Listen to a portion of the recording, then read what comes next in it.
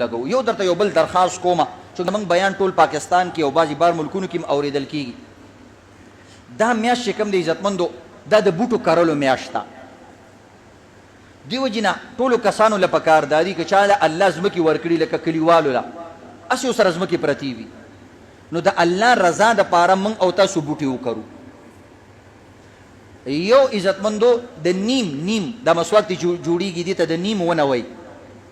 د دې عزتمندو یو ونه چې وکري او یو 12 فوټه وشي دا تقریبا دومره یخاو پیدا کوي لکه 15 AC چې په کمره کې ولګي څومره یخاو چې پیدا کوي.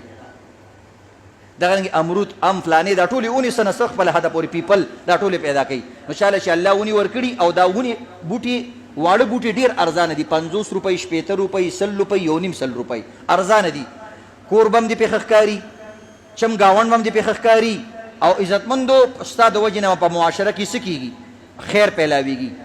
شریعت موږ ته د دې تعلیم راکوي. نبی علیه الصلاة وسلام یو حدیث دی وایي که قیامت قایم شو او د هغې په دې دوران کې د یو سړي په لاس کې د یو اونې تخم دی یا بوټی دی او ده ته موقع میلاویږي چې دا وکړي نو خیر دی قیامت دی قایمي خو زر زر دی دا وکړي د قیامت په ورځ هم دی بوټی وکړي که موقع ورته میلاویږي. او بیا وایي چې کم انسان یو حدیث کې ابو داود شریف حدیث چې کم انسان عربو کې به د بیرې ونې خلکو کرلې دا په کم اوبو راخیږي. وایي چې کم انسان د بیرې ونه وباسله خدای دې دا غر کړي خیري ورته کړي. ځکه په هغه وخت کې عزتمندو پکي نه وو بجلي نه وه نو همدقه سوري ته به خلک کېناستل نو نبي علیه السلام خیرې وکړلې. دقه رنګې بخاري شریف حدیث دی مسلم شریف هم نبي علیه السلام وایي چې کم انسان یو اونه یو بوټی یو ښه شی وکرلو او کم ساروي او کمې پرندې د دې نه خوراک کوي تر قیامته پورې به دته د دې اجر میلاویږي.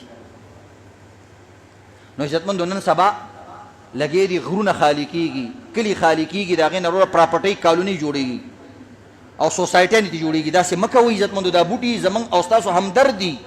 دې وجې نه تاسو وګورئ عزتمندو د جنت نوم الله رب العزت د بوټو نوم یې ایښی دی د بوټو کور. د جنت معنا څه ده؟ هغه کور چې هغې کې ډېر بوټي وي او هغه بوټو کې هغه راګیر شوي وي او لاندې توري. نو جنت واحد د دنیا ملګری چې انسان سره به جنت ته ځي هغه ونه او بوټي او ګلان دي. دا په دې دنیا کې هم دي او دا په جنت کې هم تا سره هلته وي. دا نور شی نه به نه وي صحیح شو او بوټی به د سره وي. نو دا ستا جنتي ملګری دی.